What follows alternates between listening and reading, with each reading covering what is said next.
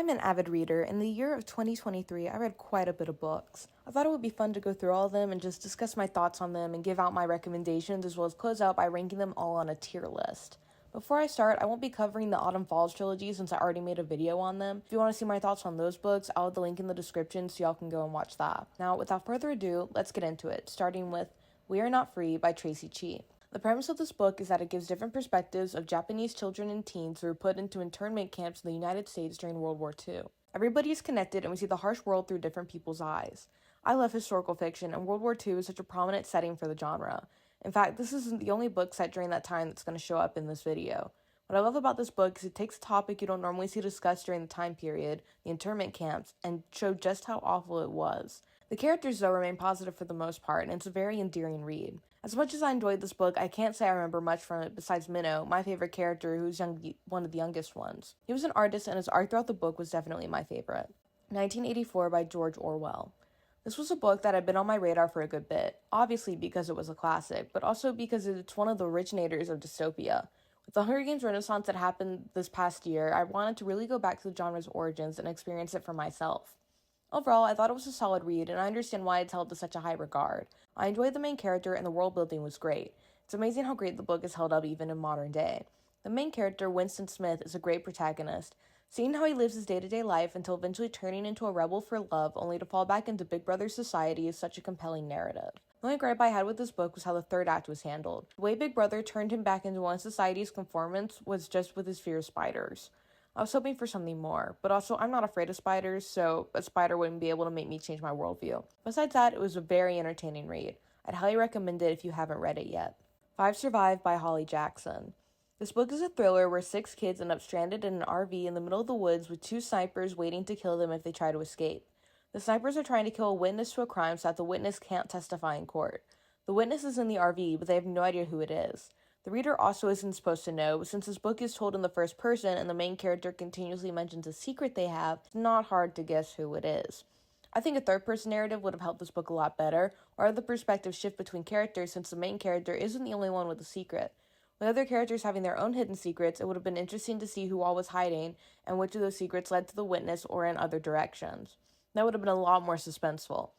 There's another plot twist later on in the book that I won't spoil, so pardon me if I'm being vague, but this Morse code related plot twist was executed a lot better. Once it's revealed, the pieces that were laid out were also revealed. Things that seemed ordinary, such as fidgeting, turned out to be signals to something else. I'd say that for the most part, the execution of the twists are well done except for the witness. It overall made for an entertaining read, but also frustrating in certain regards. Still, I found myself shocked and surprised throughout it. A Tumblr book by Alison McCracken, Alexander Cho, Louisa Stein, and Indira Neil Hodge. I found this book while looking through my college's library database. I saw it was free and had to give it a read. Basically, this book is a collection of research papers and deep dives into Tumblr's history and culture. I'm not super into Tumblr. I really only use it when I'm insanely bored or I'm super hyper-fixated on something and need to consume any and all pieces of media related to it. Anyways, I thought this book was really interesting and it taught me quite a bit. There's one essay that described why porn was so important to Tumblr and why having it banned impacted it so heavily. Another described the relationship the users had to the moderation. The oddest one was a deep dive and exploration of the lesbian One Direction fandom and the Gingerbread Larry ship, but it was still intriguing to read. If you're interested in internet culture, I would definitely recommend giving it a look. The Final Girls Support Group by Grady Hendrix. I love slashers, so as soon as I saw this book, I knew I had to read it. The premise is that the final girls from big slasher franchises come together for a support group, but then one gets murdered. They start to get picked off one by one, and so the main character has to figure out who the murderer is. The way the book implements the common slasher tropes such as sequels into its story is really interesting. Also, there are slasher movies in this universe that are just based off of the actual events that happened to the final girls in the book. Our main characters are Hermit, who after surviving 2 attacks lives heavily locked down in an apartment. She has to venture out and find whoever's killing the other final girls in her support group. Not only is the plot really good, all of the characters are amazing. The emotional beats hit when they need to, and it's a book that keeps you on the edge of your seat the whole time you're reading it. If you like slashers, you'll love this book. I'm Not Dying With You Tonight by Kimberly Jones and Jilly Segal. So the premise of this book is that these 2 girls who hardly know each other end up trapped together in a shooting at a football game and end up making their way through the city of Atlanta to get back home. I didn't like this book. I thought the decisions the characters were making throughout the book were just flat out stupid. Basically, the shooting occurs when 2 people get into a fight in line at a concession stand and one of the people in the argument shoots the other guy. This causes people to start stampeding and fighting one another. One of the main characters is working the concession stand, and she's able to shut the window right as the other main character hops into it. It's established that nobody can get into the concession stand, so instead of just waiting it out until the crowd is gone, the two characters decide to trek through the crowd. After avoiding getting trampled in a stampede, the main characters realize they don't have a ride. One of them has a boyfriend who she calls, but he tells her to walk over to some tattoo parlor instead of him picking her up. So these two girls decide to go through with this and walk through the city alone at night. I already mentioned this book takes place in Atlanta. And if y'all should know anything about that city, it is not a place you want to be alone at night, especially the areas the main characters go through. There are some sketchy spots that they walk through, and they end up having to run from somebody threatening to SA them. Then they end up in another crowd stampede, this one from a protest gone wrong where the cops start attacking everybody in sight. It's just constant chaos that could have very easily been avoided if they had just stayed in the concession stand, or if the concession stand was actually written to have been unsafe, then it would have made sense as to why the main characters would leave. But no, instead you have to sit through them making stupid decision after stupid decision until they finally get home. I wouldn't recommend this. It's not a good thriller or a good book in general. It was insanely frustrating to get through, and I found basically every character unlikable. Nick and Nora's Infinite Playlist by Rachel Cohn and David Levithan. This book is another one that takes place over a single night. Basically, Nick and Nora meet at a nightclub. Nora is with a friend, and Nick is a bassist for a band that's performing. They spend a night out on the town and get to know each other. It's strangers to lovers on one night, but it works really well. The setting of the clubs in the city are insanely interesting, and the characters are very likable. Both Nick and Nora were entertaining to read, and I loved reading both their points of view. There's only one gripe I have, and it's not actually with the book, but with the movie based off of it. In the movie, Nick is played by Michael Cera, which to me just doesn't fit his vibe at all. Sure, he's awkward, but he's also seen as cool and naturally charismatic. Not to say that Michael Cera can't play that, but the vibe just is not the same. But to focus entirely on the book, great read. I would definitely recommend it. Laurel Everywhere by Erin Moynihan. This book is about how a girl named Laurel deals with the grief of losing her brother, mother, and sister suddenly from a car accident. I read this book during a time where I was struggling with my mental health, and it really helped me get through it. I cried through almost all of this book. It's sad and it's emotionally draining, but it is an incredible read. It's a great exploration of grief and how it impacts a person, and it's definitely one of my favorite reads from this year. Sorry Not Sorry by Jamie Reed. I'm gonna be honest, I completely forgot what this book was about, so I had to look it up. After doing some basic Googling, I was able to somewhat jog my memory. Basically, this book is about these two girls who were once best friends but drifted apart. Well, one of them needs a kidney transplant, and the other one has a kidney they can donate to them. The girls slowly become friends, and you know the rest. This book is poorly written, and I didn't really enjoy it. Seeing as I couldn't really remember anything about it, I'm guessing I blocked it from my mind. The only thing I do remember from this book is that the author used queer slang a few times, but it was just used incorrectly. What annoyed me most about the usage of queer terms was that there wasn't any queer characters of note in the book anyways, so it just came off really weird. Obviously, terms that are from the queer community can be used in literature, but when that literature not only doesn't represent the culture, but also uses those terms incorrectly, it just feels appropriative. And seeing as how that was the only thing I took from this book, I wouldn't recommend it. The Weight of the Stars by Kay Ancrum. So when I first read the summary of this book, I thought it was sci-fi rather than realistic fiction, so I had to get that straight in my head. But once I realized it was realistic fiction with some loose sci-fi elements, the story made sense. The plot goes like this. A private space exploration organization sent a handful of women into space on a ship to explore the universe. The trip has another round starting, and the main character wants to be selected to go on it. While going to school, a new student comes in who befriends the main character. Together they learn more about their families and each other. The characters were all really likable, especially the main character. She's an orphan who raises her mute brother and a baby they found on their doorstep. He takes care of her family and makes sure they get to school and don't get hurt. Her storyline is super intriguing. The other characters were kind of forgettable, though they weren't unlikable. Overall, a solid read that I would recommend. The author does a great job world building, and all the secrets that are uncovered feel like they have a good build up. On Bowie by Rob Sheffield. This is a non-fiction book about David Bowie, but I think I was a bit too much of a David Bowie novice for it. I'm going to be honest, I'm not super familiar with the topic of Bowie. I don't know his music in the slightest or much of anything about him. Going into this book, I was expecting a straightforward retelling of his life from start to finish. Instead, what I got was a book going over some Bowie deep cuts, a feud he had, his impact on the industry, but most importantly, his impact on Rob Sheffield, the author. Rob makes his presence very apparent in the book, constantly stating his opinions on Bowie's work. Like I previously said, I was expecting your typical biographical piece, straightforward facts and all. The opinionated take on Bowie's history threw me off. If you're a David Bowie fan, you'll probably enjoy this book though, but if you aren't familiar with him, I'd say look elsewhere. We Should Hang Out Sometime by Josh Sundquist. This is an autobiography by Josh Sundquist that focuses on his attempts at finding a girlfriend. As somebody who hasn't been in a relationship in a few years, I picked it up to find a relatable read. That's exactly what this book was. Sundquist has a great sense of humor that reflects greatly in his writing. I enjoyed every chapter of this book as well as the structures. Sundquist lays the book out like each woman was her own data experiment. Not in like an objectification way, but just to simplify the explanations. There's so much charm and self-awareness in his writing that you can't help but enjoy it. Definitely one of my favorite reads this year. Interior Chinatown by Charles Yu. So this book is about an inspiring Chinese actor. He wants to be the next Bruce Lee, the kung fu guy. The book follows his journey as he plays one-off roles in detective shows, waits tables, and somehow rises to fame. The narrative itself is very intriguing. My only gripe with the story is the way it's told is a bit confusing. The narrator doesn't separate when he's referring to his normal life or when he's playing a character. I understand this decision was made to show how acting was a part of him, but it was just kind of confusing to take in as a reader. I just think the type of narrative style done wasn't for me, but if it sounds interesting to you, I would recommend it. Melissa by Alex Gino. First off, I had no idea this was a children's book when I picked it off the Pride shelf from my local library back in June. This book has been banned due to its contents in other states. The contents in question? It's about a trans girl coming to terms to herself in elementary school. This book is very well written. I personally am not trans, so I can't attest to the accuracy of the representation, but I thought it was really well done. The author not only does a great job of talking about the trans experience for children, they also capture the thought process of children very well. While I was reading the book, it was so believably from the thoughts of a child that it had me in awe. Overall, great read. Apocalypse by Carly Moore. This book is written in a genre called autofiction. Basically, the author takes aspects of their lives, the auto part, but then adds fictional elements to them, the fiction. Honestly, I think this book would have been a lot better as an autobiography because the fictional parts are very janky in the way they are introduced. But I'm getting ahead of myself. The plot of the book is that our main character is living through the 2020 COVID pandemic in New York City. She has to deal with quarantining, sexuality, and disability. One thing that annoyed me was the main character was constantly adding people into her social bubble, but mainly for sexual reasons. Like, bestie, I get that you're horny, but it's a pandemic. Also, this book is very sexual, which, not to say that's a bad thing, sometimes that can be good, but the sex stuff here was just way too in your face for me personally. Living through COVID plot was fine enough. I didn't like it that much, but it was still okay to read through.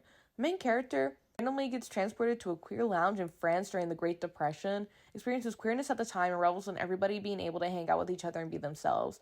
Then she goes back to the present and uses this experience to help her through the rest of the pandemic. Time travel shenanigans would have been a fine inclusion if they were put in earlier, but no, and so the time travel doesn't even occur until the third act. A normal autobiographical story, and then out of nowhere you have a time travel segment that lasts about 50 pages, then you have another 50 or so pages before the book ends. It's a questionable choice to put that in, and it honestly makes me not want to try autofiction again. Legendary Children by Tom Fitzgerald and Lorenzo Marquez. This book explains queer history through the lens of RuPaul's Drag Race. For example, one of the chapters of the book talks about the history of lip-syncing and drag, introducing the topic with the iconic Lip Sync for Your Life segments from RuPaul's Drag Race. As somebody who is a huge fan of Drag Race, I thought it was a great way to structure the information. As a lesbian, I love learning about queer history and culture. Learning about the queens and kings that paved the way for us today is super important to me.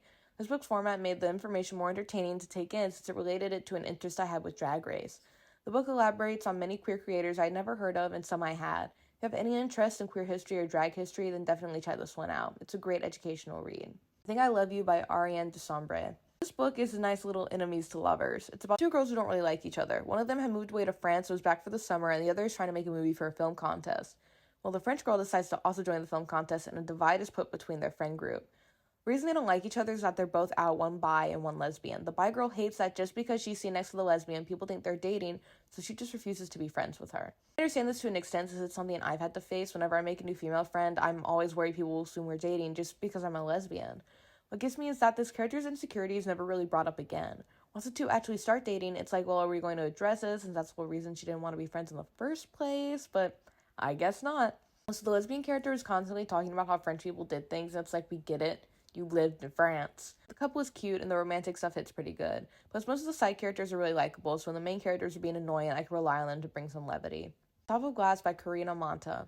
This is an autobiography by Olympic ice skater Karina Monta. It covers her struggles with mental health, coming to terms with her sexuality, and her career. I'm not into ice skating or ice dancing, but this book really taught me a lot about it. I also just genuinely loved it. As someone who struggles with anxiety, there's a part of the book that I really resonated with. In one chapter, Karina Monta describes a time in which a water bottle fell out of a car she was in. She then panicked for the rest of the night, wondering if someone popped a tire or got into an accident because of the water bottle. Her friends didn't seem to understand her anxiety around this, but as someone with intrusive thoughts, I completely understood. This is an amazing book. If you aren't familiar with Monta, you should definitely check it out. I had no idea who she was going into it, but I came out learning a lot. Hearts of a Girl by Lorraine Sink. This is another children's book, I won't lie. Basically it goes over the origins and basic history of different female Marvel heroes such as Captain Marvel, Squirrel Girl, Medusa, Spider-Gwen, and many more. It was a basic read. It was basically information I already knew since I'm a big comic nerd. So I think it's a great jumping off point, especially for the young demographic it's aimed for. The only gripe I had with the book was how the author was inserting her voice a bit too much into it. I'm not saying she should withhold her opinions, but a lot of the time it came across as her trying to relate to the kids with their vocabulary. I don't have the book with me to write any examples, but just say if it was written in this year, the word girl boss would have made multiple appearances. This voice extends to the author's use of Gwenpool. The author has Gwenpool breaking the fourth wall by inserting herself into the book, but it was just really cringy and gave me secondhand embarrassment. But still, a great basic jumping off point for Marvel's most prominent women. Well, besides the X-Men, since this was when they were pushing the Inhumans. My Take It Out by J.N. Martin. This book is about a girl in a small town realizing her sexuality when she starts to fall for a new girl in town. Overall, I thought this book was really good. Like, the romance hit super hard and I loved the relationship in the book. The coming out journey for the main character was really well done and I overall really enjoyed it. At least until the third act. Major spoilers for this book, so if you don't want to hear that, then skip to the time shown now. Alright, so the love interest just dies. She gets in a car crash and then the main character has to deal with the fact that her girlfriend is dead, but we only have like 100 or 50 pages left, so it's not like we can actually delve into it since it's not enough time to flesh out a new grief storyline. The ending left such a sour taste in my mouth for what otherwise would have been a great book. It soured the entire story for me, which is such a shame because the romance stuff is so good. Like, the main couple is so cute, but then one just dies. It's so upsetting as a reader to have all this build-up just for a sudden death that doesn't get enough time to be dealt with. Still, if you like romance, feel free to give it a shot. Book Lovers by Emily Henry. First off, I'm a huge fan of Emily Henry's works, so I came into this book with some expectations. And they weren't just met, they were exceeded. This is a lovely enemies to lovers where a literary agent and an editor who previously butted heads end up accidentally meeting in a small town. It's a very Hallmark Christmas movie, but with good writing. Definitely one of my favorite reads from this year. If you like romantic comedies, definitely check out this or any of Emily Henry's works. Break by Hannah Moskowitz. This book has some serious stuff about self-harm, so trigger warning. If you don't want to hear that, that's fine. I'll put up another timestamp for the next book. Alright. Anyways, this book is about a kid who decides to break all of his bones. The philosophy in this book is really interesting. In Confucianism, the family is connected and makes each other stronger. The main character's brother has really bad allergies and is one reaction away from death. The main character knows that when bones grow back, they grow back stronger. He believes if he makes his bones stronger, he'll strengthen his family and in turn his brother. The philosophy in this book wasn't the only part I enjoyed. The characterization was also great.